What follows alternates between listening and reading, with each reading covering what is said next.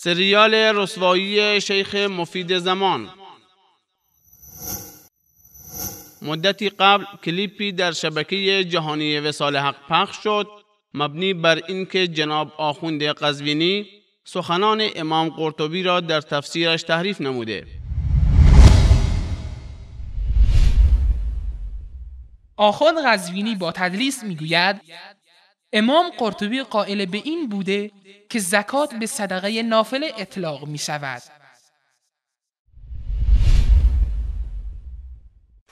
از آنجایی که رافضیان هیچ دلیلی بر امامت منصوص علی رضی الله عنه در قرآن کریم ندارند، سعی می کنند برخی آیات را وفق هوای نفس خود تفسیر کنند که از میان این آیات آیه 55 سوره مائده می باشد.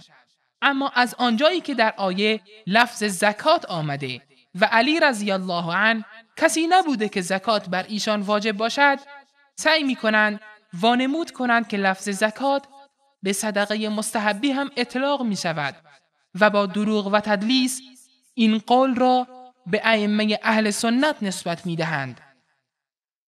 در این کلیپ خواهید دید که آخوند قزوینی چگونه با تدلیس این سخن را به امام قرطبی رحمت الله علیه نسبت می دهد. اگر مانیتور من یک لحظه دوستان محبت بکنن، ببینید قرطبی متوفای برایشون 671 میگه یدل، این آیه برایش 55 سوره مائده، ان صدقه تطوع تسمى زکاتن، این صدقه مستحبی در اینجا چیه؟ زکات شمرده شده. فان علی علیه السلام تصدق بخاتمه فی الرکوع، امیرالمؤمنین انگشتر خودش رو در حال رکوع داده. ملاحظه می‌فرمایید یا نه؟ اما حقیقت امر این است که امام قرطبی این قول را از شخصی به نام الکیا تبری نقل کرده و خود آن را رد می کند و می گوید زکات تنها بر فریضه اطلاق می شود و شامل صدقه نفلی نمی شود. با هم سخنان امام قرطبی رحمت الله علیه را در تفسیرش ببینیم. قال الکیا الطبری: وهذا يدل على أن العمل القليل لا يبطل الصلاة، فإن التصدق بالخاتم في الركوع عمل جاء به في الصلاة ولم تبطل به الصلاة. وقوله ويؤتون الزكاة وهم راكعون يدل على أن صدقة التطوع تسمى زكاة، فإن عليا تصدق بخاتمه في الركوع، وهو نظير قوله تعالى وما آتيتم من زكاة تريدون وجه الله فأولئك هم المضعفون. وقد انتظم الفرض والنفل، فصار اسم الزكاة شاملا للفرض والنفل كاسم الصدقة وكاسم الصلاة ينتظم الأمرين. تا اینجا امام قرطبی از الکیا تبری نقل می کند و بلا فاصله پس از آن می فرماید قلت فالمراد على هذا بالزكاة التصدق بالخاتم، وحمل لفظ الزكاة على التصدق بالخاتم فيه بعد، لأن الزكاة لا تأتي إلا بلفظها المختص بها، وهو الزكاة المفروضة على ما تقدم بيانه في أول سورة البقرة. وأيضا فإن قبله يقيمون الصلاة، ومعنى يقيمون الصلاة يأتون بها في أوقاتها بجميع حقوقها، والمراد صلاة الفرض. الکیا تبری میگوید این امر دلالت میکند که عمل اندک نماز را باطل نمی کند، چرا که صدقه دادن در نماز کاری است که در نماز انجام شده و نماز را باطل نکرده است. و جمله و یؤتون الزکات و هم راکعون دلالت بر این دارد که صدقه تطوع هم زکات نامیده می شود، چرا که علی در حالی که در رکوع بود انگشترش را صدقه داد و این مانند گفته الهی است که می فرماید وما آتیتم من زکاة تريدون وجه الله فأولئك هم المضعفون. و زکاتی را که در طلب خشنودی الله پرداخت می کنید، این گونه افراد دارای پاداش مضاعف خواهند بود که شامل فرض و نفل می شود. پس اسم زکات شامل هر دو می شود، همان گونه که لفظ صدقه و صلات شامل دو معنا می گردد. تا اینجا امام قرطبی از الکیا طبری نقل می کند و بلافاصله پس از آن می فرماید: اما من، یعنی قرطبی، می گویم این گفته که مراد از آیه صدقه دادن انگشتر است و حمل لفظ زکات بر صدقه دادن انگشتر خیلی بعید به نظر می رسد، چرا که زکات جز با لفظ مخصوص خود که همان زکات فرض است نمی آید، چنانچه در اول سوره بقره ما آن را توضیح دادیم. و همچنین جمله یقیمون الصلاة که قبل از آن آمده واضح است که معنای اقامه نماز بر پا داشتن آن در اوقات مخصوص با رعایت کلیه حقوق آن می باشد که همان نماز فرض می باشد. بینندگان عزیز، مشاهده کردید که این آخوند دروغگو چطور سخنان امام قرطبی را نقل نمی کند، بلکه سخنان شخصی که امام قرطبی از وی نقل کرده و سپس رد نموده را به خود امام قرطبی نسبت می دهد. یکی از بینندگان شبکه جهانی وصال حق پس از دیدن این کلیپ با شبکه ولایت تماس می گیرد و دروغ آخوند قزوینی را برایشان بازگو می کند. اما این آخوند مکار با ترفندهای خاص خودش بار دیگر سخنان امام قرطبی را تحریف می کند. درباره آیه 55 سوره مائده وقتی که به قرآن نگاه می کنم، اینجا در چند مورد درباره اون جمله کلمه آخر که راکعونه که حاج آقا فرمودن منظور در صدقه دادن در رکوعه، ولی در قرآن مثلا در آیه 43 سوره آل عمران و آیه 24 سوره صاد یا آیه 54 سوره توبه مراد خاشعونه، همون راکعون اومده، ولی مثلا خداوند به حضرت مریم میفرماد که نماز را با خشوع برپا دارد. منظور و وقتی که به آیه 55 سوره مائده برمیگردیم مراد بیشتر به خاشعون نزدیکتره تا به اینکه نماز خواندن در حالت رکوع.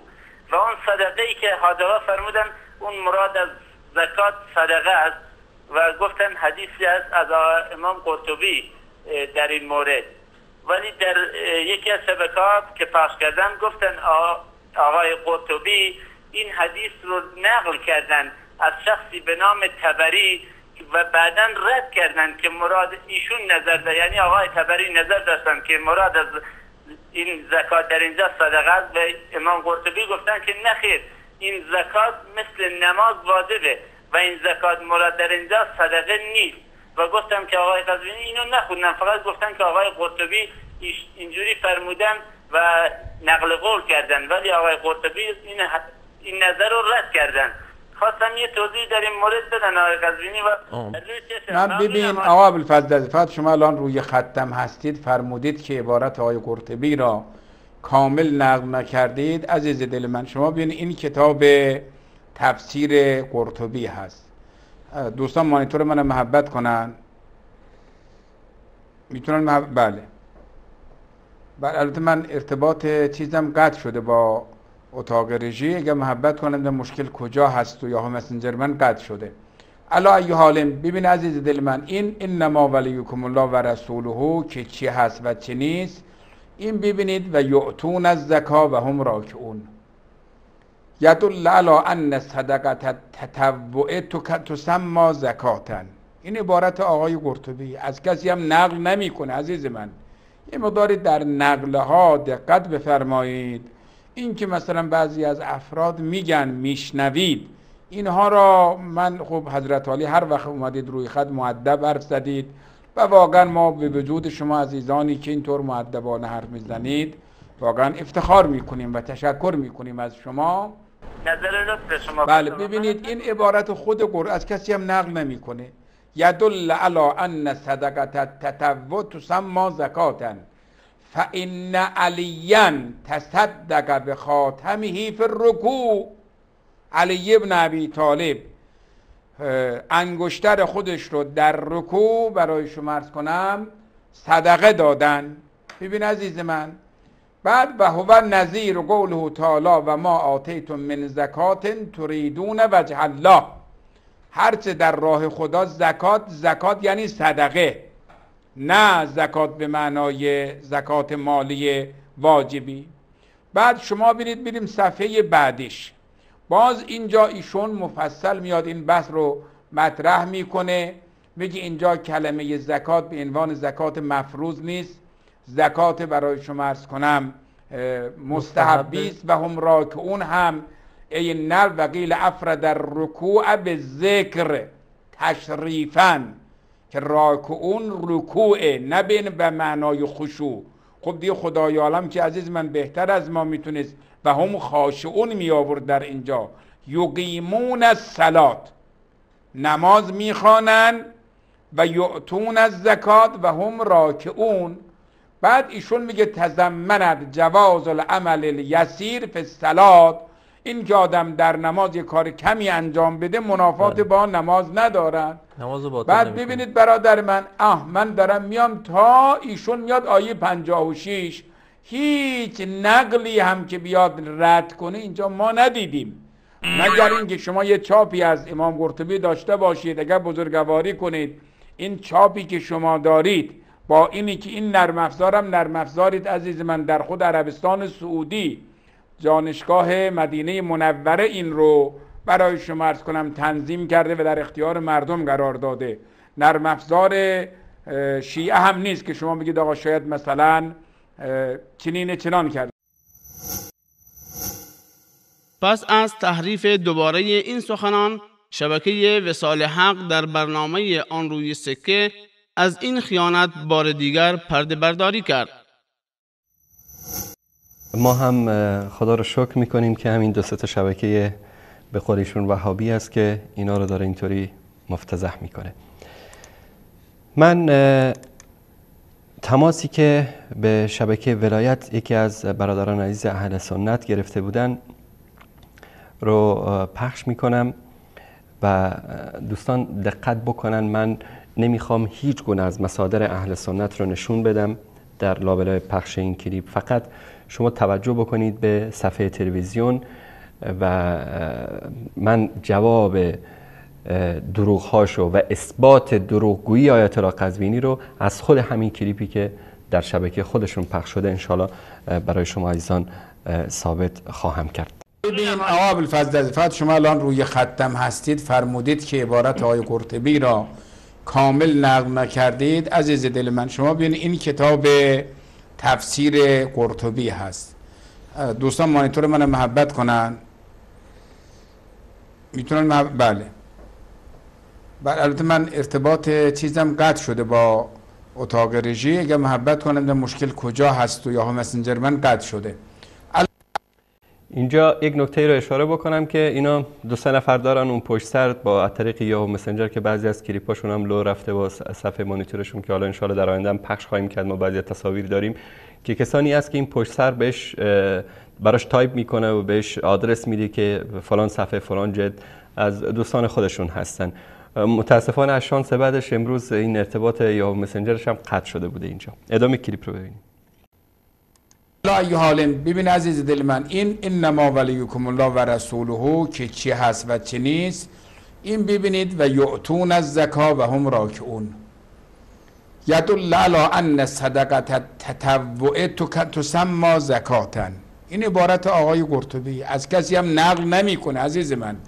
بله اینجا میگه این عبارت آقای قرطبی است و از کسی نقل نمیکنه. ما چند ثانیه تصویر رو به عقب برمیگردونیم که ما خدمت شما عزیزان ثابت بکنیم که این حرف امام قرطبی نیست بلکه حرف طبری است. علا ای حال ببین عزیز دل من، این انما ولیکم الله و رسوله که چی هست و چی نیست این ببینید. و یعطون الزکا و هم راکعون یدل علی ان صدقه تطوع تسمى زکاتا. این عبارت آقای قرطبی، از کسی هم نقل نمیکنه عزیز. خب دوستان عزیز به صفحه تلویزیونتون نگاه بکنید. این قسمت رو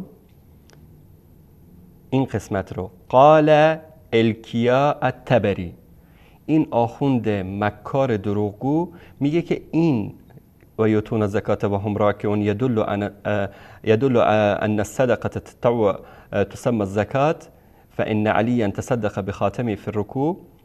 این حرف قرطبی نیست، این حرف الکیا الطبری، یکی از علمای شوافع است که میگه قال، امام قرطبی میگه قال الکیا الطبری و هذا يدل على ان العمل القليل لا يبطل الصلاة فإن التصدق بالخاتم في الركوع عمل جاء به في الصلاة ولم يبطل به الصلاة وقوله ويؤتون الزكاة وهم راكعون يدل أن صدقة التطوع تسمى زکات. این حرف الکیا الطبری است که امام قرطبی رحمت الله علیه در تفسیرش این رو نقل میکنه و این آخوند بیشرم و بی‌حیا با کمال وقاحت همین صفحه رو نشون میده خدمت بیننده ها. برای بیننده ای که زنگ زده بودن آقا ابوالفضل عزیز از بوکان، بهش نشون میده، میگه ببین اینجا که نیومده که قرطبی از کسی دیگه نقل کرده باشه، این حرف خود قرطبیه. خب دقت بفرمایید، قال الکیا الطبری. خب ادامه کلیپ رو با هم میبینیم. یه مقداری در نقله ها دقت بفرمایید. این که مثلا بعضی از افراد میگن میشنوید، اینها را من خب حضرت علی هر وقت اومدید روی خط مؤدب حرف زدید و واقعا ما به وجود شما عزیزانی که اینطور مؤدبانه حرف میزنید واقعا افتخار میکنیم و تشکر. بله، حالا دیگه داره سر این بیچاره رو شیره میماله و اینطوری داره فکر میکنه که بله شما مؤدب صحبت میکنید، شما همیشه عزیزان رو تماس میگیرید و فلان، تا این ایشون رو بیننده رو منصرف بکنه از اصل قضیه، در حالی که تصویر مانیتور رو خودش داره میخونه و متوجه هم هست و عمدن دروغ میگه. به خدا قسم اگر که اینا اشتباه میکردن، سهو میبود، یعنی عمدی نمی بود، ما کاری به کارشون نداشتیم. خب میاد عمدن جلوی میلیون ها نفر تو شبکه خودشون. من نه اینو از نرم افزار اهل سنت نشون میدم، نه از مکتبه شامله، نه از جامع الکبیر، از همون نرم افزار جامع الکبیری که الان در ادامه میگه که این مال عربستان است و از دانشگاه مدینه است و فلان از این حرفا، در حالی که همینو داره نشون میده و جلوی چشمش امام قرطبی میگه که قال الکیا الطبری، اما میاد اینجا میگه که بله اینو قرطبی گفته و ردم نکرده. ادامه کلیپ رو ببینیم. تشکر میکنیم از شما. بله ببینید این عبارت خود قرآن از کسی هم نقل نمیکنه. یدل علی ان، این عبارت خود طبری قرطبی است و از کسی هم نقل نمیکنه، در حالی که اینجا میگه قال الکیا الطبری. خب ادامه رو ببینیم. صدقه التطوع تسمى زکاتا فإن علیا تصدق بخاتمه فی الرکوع. علی ابن ابی طالب انگشتر خودش رو در رکوع برای شما عرض کنم صدقه دادن. اینجا هم خیلی واضح خودشون زوم کردن در شبکه ولایت. ببینید اینجا گفته قال الکیا الطبری. خب ادامه کلیپ رو ببینید. ببین عزیز من، بعد و هو نظیر قوله تعالی و ما آتیتم من زکات تریدون وجه الله، هرچه در راه خدا زکات یعنی صدقه، نه زکات به معنای زکات مالی واجبی. بعد شما بریم صفحه بعدیش. بله اینم صفحه بعدیه، خودش نشون میده صفحه بعدی. اینجا تا این قسمت حرف الکیا الطبری است که امام قرطبی نقل میکنه. من گفتم از نرم افزاری که تو لپتاپ خودم دارم نشون نمیدم، به خاطر اینکه شما عزیزان یا دوستان شیعه ما نگن که شما اینجا به اصطلاح چیز دیگری رو نشون دادید. از همون صفحه، با وجودی که کیفیتش هم شاید زیاد خوب نباشه، از همون صفحه ویدیویی که ما از شبکه ولایت گرفتیم. بعد در اینجا میگه قلت، من گفتم یعنی کی؟ یعنی امام طبری گفته. دوستان عزیز این صفحه رو داشته باشن.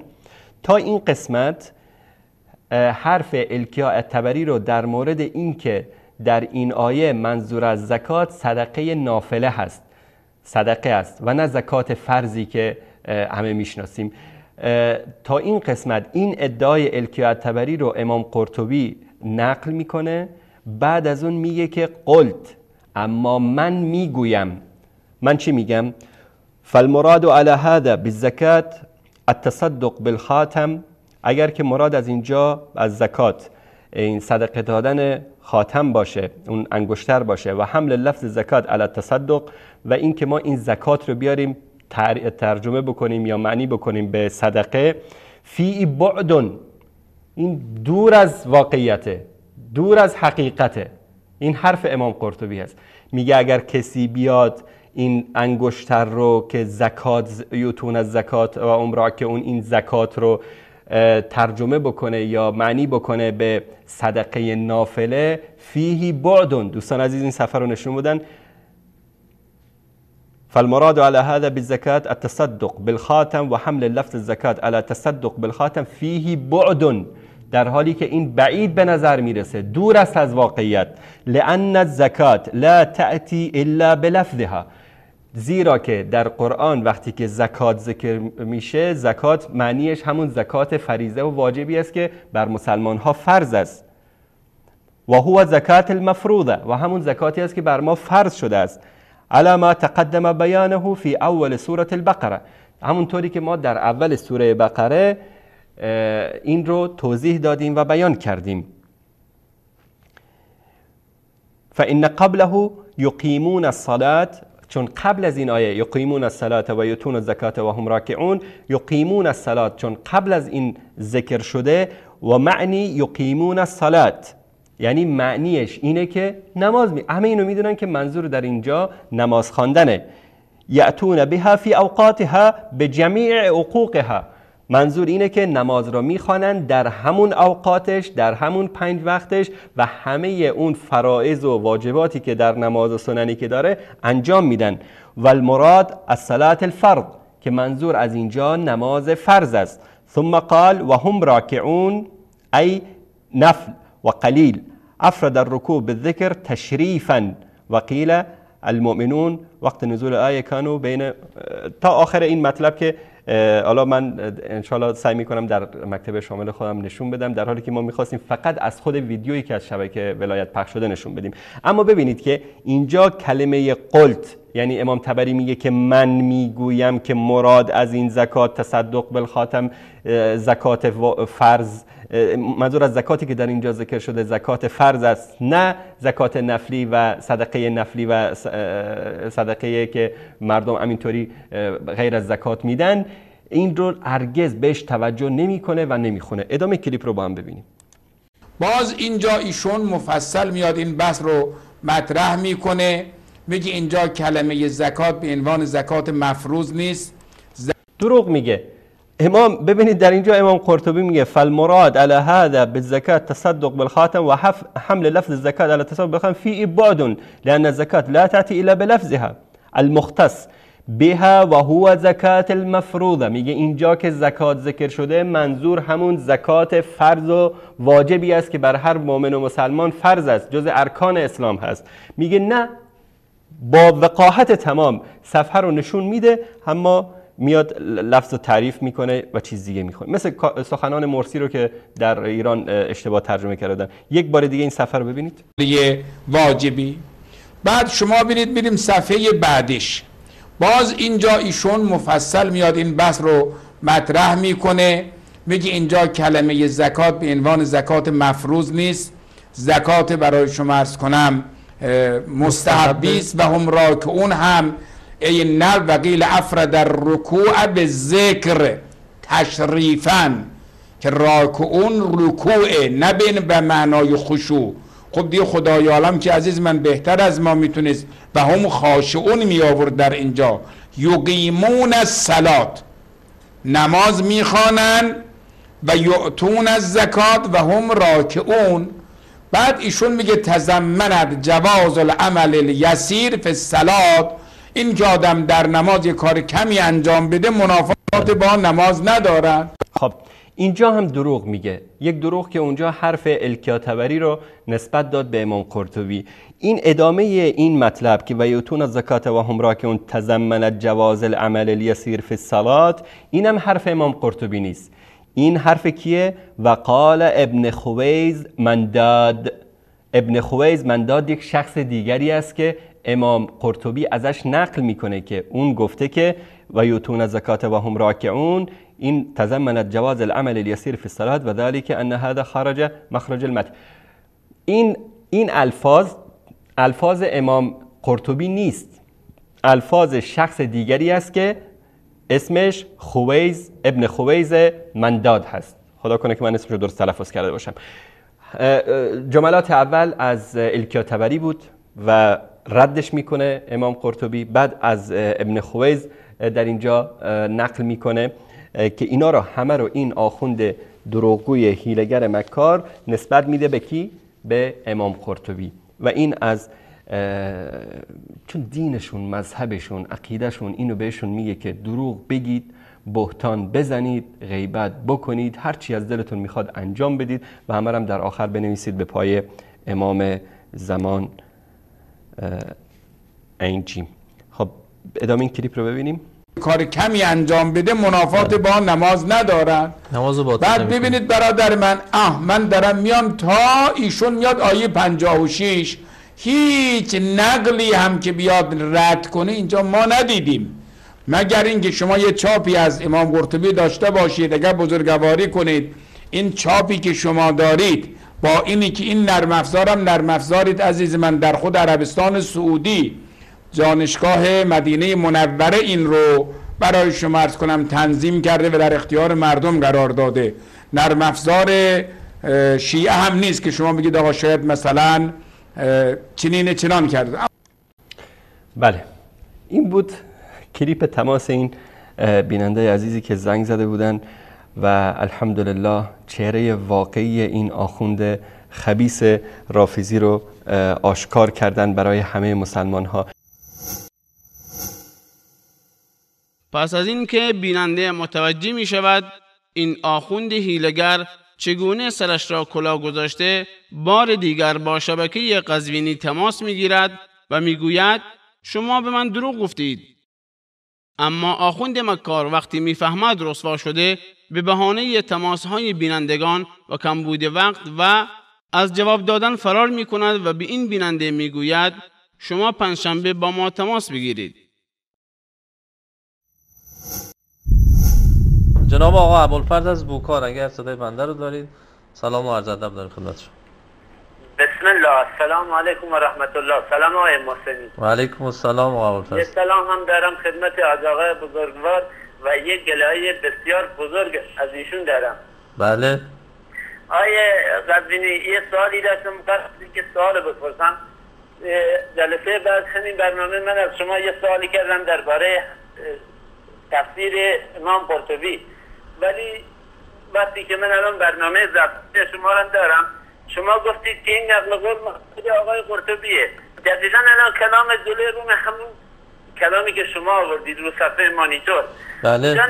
قال الکیا طبری، یعنی دقیقا ایشون نقل قول آقای الکیا طبری رو میگن و زیرش رو شما خوندید گفتید ایشون خود آقای قرطبی رو میاره و در صفحه بعدش آقای قرطبی میگه قول کرد، یعنی من این نظر رو دارم که این زکات واجب نه مستحبی های قزوینی. واقعا من گله دارم از شما که دوباره عبارتش بفرمایید عزیز من، عبارت رو بفرمایید شما. منم شاهد بودم حاج آقا کامل حدیث رو دوباره براتون نشون داد.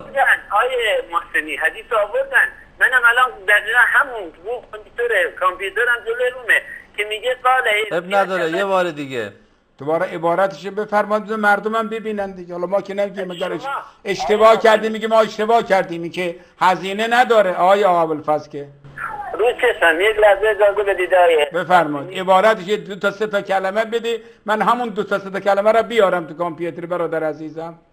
روی چشم یک لحظه اجازه بدید من الان میارم رو صفحه کامپیوتر.